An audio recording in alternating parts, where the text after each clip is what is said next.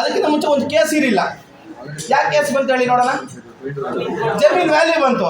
ಜಮೀನ್ ವ್ಯಾಲ್ಯೂ ಬಂದು ಕೇಸ್ ಬರಲ್ಲ. ದುಡ್ಡು ಗೊತ್ತಾಯ್ತು ಅಂದ್ರೆ ಎಲ್ಲ ಅಕ್ಕ ತಂಗಿರು ಕೇಸ್ ಹಾಕಕ್ಕೆ ಕೊಡ್ತಿರ್ತಾರೆ. ಅಲ್ಲ, ಅಕ್ಕ ತಂಗಿರ ಅಂದ್ರೆ ನಮ್ಮಮ್ಮನೋ ಅಮ್ಮನೇ, ನಮ್ಮ ತಂಗಿರೋ ತಂಗಿನೇ.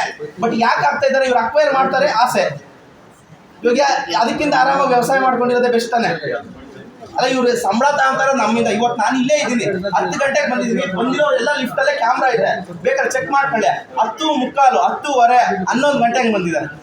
ಅಲ್ಲ, ನಾವೊಂದು ಇವಾಗ ಪ್ರೈವೇಟ್ ನಾನು ಹೋಗ್ಬೇಕು, ಒಂದು 2 ದಿನ ರಜಾ ಹಾಕೋದಕ್ಕೆ ಎಷ್ಟು ಪರ್ಮಿಷನ್ ತಗೋಬೇಕು ಗೊತ್ತಾ? ನಿನ್ನೆ ರಜಾ ಹಾಕೊಂಡಿದ್ದೀನಿ, ಇವತ್ತು ಸಿಗ್ತೀರಿ ಅಂದರು, ಇವತ್ತು ನೋಡಿದ್ರೆ ಮೀಟಿಂಗ್ ಅಂತಾರೆ.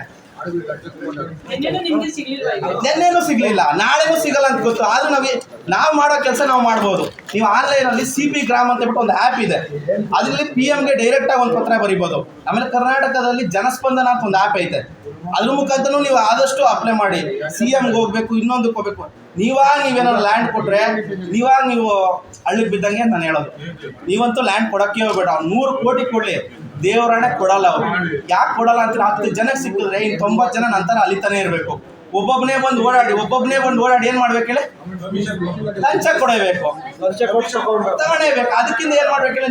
ನಿಮ್ಮ ಜಾಗ ಇಟ್ಕೊಂಡಿದ್ರೆ ಭೂಮಿ ಇರೋದಿಷ್ಟೇ. ಭೂಮಿ ಇನ್ನು ದೊಡ್ಡದಂತೂ ಆಗಲ್ಲ. ನಿಮಗೆ ದೊಡ್ಡದಾಗ್ತದ? ನಿಮ್ಮ ಭೂಮಿ ನೀವು ಉಳಿಸ್ಕೊಳ್ಳೋಕೆ ಟ್ರೈ ಮಾಡಿ. 1 ಗುಂಟೆನ ನೀವು ಎಲ್ಲೂ ತೆಗಿಯೋಕ್ಕಾಗಲ್ಲ. ವ್ಯವಸಾಯ ಮಾಡಿ 1 ಗುಂಟೆ ನಾವು ತೆಗಿಯೋಕ್ಕಾಗ್ತದಾ? ಆಗಲ್ಲ. ಯಾಕೆ ಮಾಡ್ತೀರಾ? ಈಗ ನಿಮ್ಗೆ ಎಷ್ಟು ಎಕರೆ ಹೋಗಿದೆ? 1 ಎಕರೆ 11 ಗುಂಟೆ ಹೋಗಿರೋದು. ಎಷ್ಟು ಕೊಡ್ಬೇಕಿತ್ತು ಈಗ? 1,15,00,000 ಎಕರೆ ಫಿಕ್ಸ್ ಆಗಿರೋದು. ಎಷ್ಟು ದಿನದಿಂದ ಓಡಾಡ್ತೀವಿ? 1.5 ವರ್ಷದಿಂದ ನಾವು ಬಿರೇ ನೀವೇ ಹೇಳ್ತೀನಿ ನೋಡ್ರಿ. ಗ್ರಾಮ ಪಂಚಾಯತಿ, ತಾಲೂಕ್ ಪಂಚಾಯತಿ, ಮಂಡಲಗಳು, ಅಲ್ಲೆಲ್ಲ ನಿಮ್ಮ ಡಾಕ್ಯುಮೆಂಟ್ಸ್ ನೀವು ಹೊಂದಿಸೋಷ್ಟಕ್ಕೆ 1 ವರ್ಷ ಬೇಕು. ಅಲ್ಲಿ ನೀವು ದುಡ್ಡು ಖರ್ಚು ಮಾಡಬೇಕು. 500,000 ಲೆಕ್ಕನೇ ಇಲ್ಲ. ಅಲ್ಲ, ನಿಮ್ದು ನಾವೇ ಕೊಡ್ಬೇಕಾ? ನೀವು ಡಾಕ್ಯುಮೆಂಟ್ಸ್ ಅಡ್ಜಸ್ಟ್ ಮಾಡೋಷ್ಟು ನೋಡಿ. ಇವ್ರು ಕೇಳಿರೋ ನೋಡಿ, ಅಲ್ಲೇ ಐತೆ ಬನ್ನಿ, ಆ ಬ್ಯೂರೋ ಮೇಲೆ ಮೆಸ್ಸಿದ್ದಾರೆ. ಇಲ್ಲೆಲ್ಲೂ ಮೆಸ್ಸಿಲ್ಲ. 30 ಡಾಕ್ಯುಮೆಂಟ್ ಕೇಳವ್ರೆ. ಆ ಡಾಕ್ಯುಮೆಂಟ್ ನೀವು ಹೊಂದಿಸೋಷ್ಟು ಒಳಗಡೆ ವ್ಯವಸಾಯ ಮಾಡ್ಕೊಂಡು ಆರಾಮಾಗಿರ್ಬೋದಪ್ಪ ಅಂತ ಅನ್ಸುತ್ತೆ. ಅಲ್ಲಿಂದ ಇಲ್ಲಿ ಬರೋಷ್ಟು ಒಳಗಡೆ ನೀವು ಅರ್ಧ ಸುಸ್ತಾಗಿ ಹೋಗಿರ್ತೀರ. ಇವತ್ತೇ ಒಂದಿನಕ್ಕೆ ಎಷ್ಟು ಸುಸ್ತಾಗೋರು ನನಗೆ ಗೊತ್ತು. ಅವ್ರ ಮಕ್ಕಳೆಲ್ಲ ನೋಡ್ತಾ ಇದ್ದೀನಿ. ಬಟ್ ನೀವು ಕೊನೆ ಗಂಟ ಹಿಂಗೆ ಇದ್ರೆ ದೇವ್ರು ನಿಮ್ದು 1 ಗುಂಟೆನೂ ಹೋಗಲ್ಲ.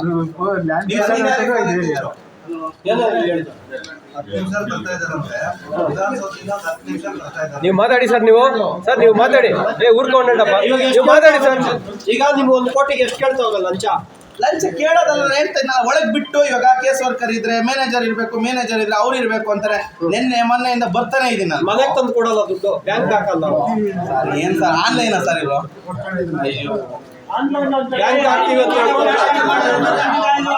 ఉండప్ప వాళ్ళు చెప్పింది మనం క్వశ్చన్ చేసేదొద్దు. ನಮ್ದು 23 ಆಗಿರೋದು.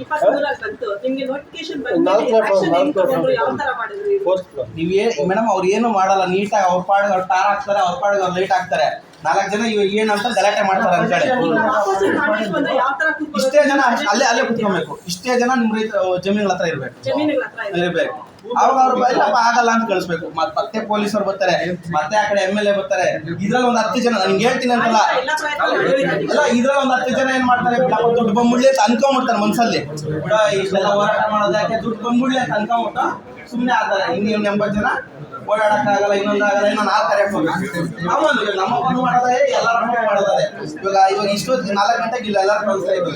4 ಕರೆ ಹೋಗ್ಬೇಕು, ನಾನು ಇನ್ನೊಂದು ಸ್ವಲ್ಪ ಹಾಕ್ಬೇಕು, ಏನೋ ಒಂದು ಕಾಮನ್ ಸೆನ್ಸ್ ತಾನೆ ಅದು. ಅದರಿಂದ ಏನ್ ಮಾಡ್ತಾರೆ, ಹಿಂಗೆ ಎಲ್ಲ ಬಿಟ್ಟು ಹೋಗಿ ಯಾರೋ ಒಂದು 4 ಜನ ಬರ್ತಾರೆ. 4 ಜನ ಹೊರಡಿ ಸುಸ್ತಾಗಬೇಕು. ನಮ್ಮ ಪಕ್ಕ ಜಮೀನು ದುಡ್ಡು ನಾನು ಪಕ್ಕ ಜಮೀನು ಯಾರು ಜಮೀನು ಅಕೌಂಟ್ ದುಡ್ಡು ಬಂದೈತಲ್ಲ, ಅವ್ರ ಅಕೌಂಟ್ ಇಂದ ಯಾರು ಟ್ರಾನ್ಸ್ಫರ್ ಆಗೈತೆ ನೀಟಾಗಿ ಚೆಕ್ ಮಾಡ್ಬಿಟ್ರೆ ಬ್ಯಾಂಕ್ ಸ್ಟೇಟ್ಮೆಂಟ್ ಕೊಡಲ್ಲ. ಬಟ್ ಇವ್ರಿಗೆ ಹೋದ್ರೆ ಸ್ಟೇಟ್ಮೆಂಟ್ ಕೊಡ್ತಾರೆ. ಯಾರ ಅಕೌಂಟ್ ಹೋಗುತ್ತೆ, ಅವನು ಯಾವ ನಮ್ಮೂರವನೇ ಆಗಿರ್ತಾರೆ. ನಮ್ಮೂರವ್ರು ಯಾರೋ ಲಿಂಕ್ ಇರ್ತಾರೆ. ಆ ದಂಡಾಳಿ ಮುಖಾಂತರ ಇವ್ರು ಕ್ಯಾಶ್ ಮುಖಾಂತರ ಇವ್ರು ಯಾರು ಅಕೌಂಟ್ ಹಾಕ್ಸ್ಕೊಳ್ಳಲ್ಲ.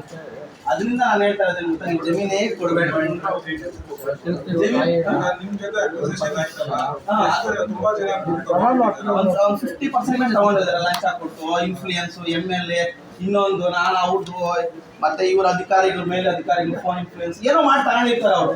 ಬಟ್ ನಾನು ಹೇಳೋದು ಅಂತ, ನೀನು ಒಬ್ಬ ತಗೊಂಬಿಟ್ಟು ಇವ್ರು ತಗೊಂಡಿಲ್ಲ ಅಂದ್ರೆ ಅದೇ ಇವಾಗ ಇಲ್ಲಿ ಏನಾಗಿದೆ ಅಂದ್ರೆ ನಮ್ಮ ಜಮೀನ ಅಕ್ವಿಸೇಷನ್ ಮಾಡಿ ನಮ್ಮ ದುಡ್ಡು ತಗೊಳಕ್ಕೆ ನಾವು ಇವಾಗ ಮೇಲಧಿಕಾರಿಗಳ ಹತ್ರ ಇನ್ಫ್ಲೂಯೆನ್ಸ್ ಬೇಕು, MLA ಗಳ ಹತ್ರ ಇನ್ಫ್ಲೂಯೆನ್ಸ್ ಬೇಕು, ಮಿನಿಸ್ಟರ್ ಹತ್ರ ಇನ್ಫ್ಲೂಯೆನ್ಸ್ ಬೇಕು. ಇನ್ಫ್ಲೂಯೆನ್ಸ್ ಇರೋದು ದುಡ್ಡು ತಗೋತಾರೆ.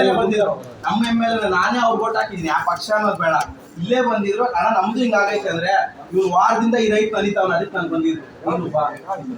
ಅದಕ್ಕೇನೆ ಹೇಳ್ತೀನಿ, ನಾನು ಓಟ್ ಹಾಕಿರುವಾಗ ಅವ್ರಿಗೆ ಓಟ್ ಹಾಕಿದ್ದೀನಿ, ಯಾಕೆ ಹೇಳ್ಬೇಕು. ನೆಕ್ಸ್ಟ್ ಅವ್ರಿಗೆ ಹಾಕ್ತಾರೆ ಇನ್ನೊಬ್ಬರಿಗೆ ಹಾಕ್ತಾರೆ, ಆ ಮಾತು ಬೇರೆ ಅಲ್ಲ. ಹೇಳೋದು ಹಂಗ ಅನ್ಸ್ದಾಗ ನಿಮ್ಗೆ ಓಟ್ ಹಾಕ್ಬೇಕು ಅಂತ ಯಾಕೆ ಅನ್ಸ್ತದೆ ಅಂತ ನಾನು ಹೇಳೋದು. ಕಮಿಷನ್ ಅಣ್ಣ, ಈ ಕಮಿಷನ್ ಇಲ್ಲ ಬಿಡ್ಸಾಗ್ಬಿಟ್ಟಿರ್ತದೆ. ಅದಕ್ಕೆ ನಾನು ಹೇಳೋದು, ನೀವು ಒಂದು ಜಮೀನು ಕೊಡೇಬೇಕು. ಜಮೀನು ಇವಾಗ ಯಾರೋ ಒಬ್ಬರು ಕಾಸೆ ಕೊಟ್ಬಿಡೋಣ ಅಂತ 10 ವರ್ಷಕ್ಕೆ ಏನೋ ಹಿಂಗಿರೋ ಹಿಂಗ ದುಡ್ಡಿದ್ದ ಉಳಿಯೋದ ಬಂದಿದ್ದು ಹಂಗೆ ಹೊರಟು. 10 ವರ್ಷಕ್ಕೆ ನಮ್ಮ ಜಮೀನು ಇವತ್ತು 4 ಕೋಟಿ ಇರೋದು 10 ಕೋಟಿ 15 ಕೋಟಿ ಆಗಿತ್ತು. ಯಾರು ನಿಮ್ಮ ಈಗ ಇವ್ರು ಕೊಡೋದು ಕೆಲಸ ಮಾಡಿದಿರ ಅಂತೂ ಇರಲ್ಲ, ಕೆಲಸ ಮಾಡೇಬೇಕು ಒಂದು ಮನುಷ್ಯನ ಮೇಲೆ. ನೀವು ಜಮೀನು ತಗೊಳ್ಬೇಡ್ರಿ. ಈ KADB ಅನ್ನೋದು ಸಮಾಜನ ರೈತರನ್ನ ಹಾಳು ಮಾಡೋ ಕೆಲಸ ಮಾಡ್ತಾ ಇರೋದು ಅಷ್ಟೇ.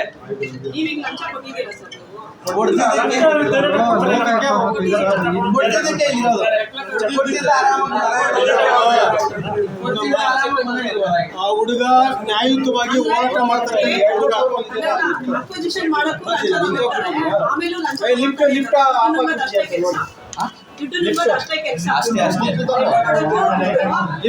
ಮೇಡಮ್ ನೀವು ಎಷ್ಟೇ ಅಪ್ಲಿಕೇಶನ್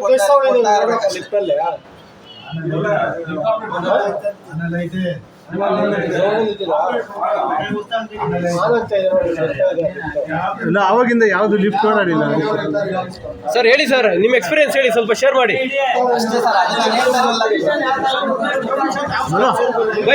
ಫೈನಲ್ ಕನ್ಕ್ಲೂಷನ್ ಹೇಳ್ಬೇಡಿ ಸರ್. ಮಂಜ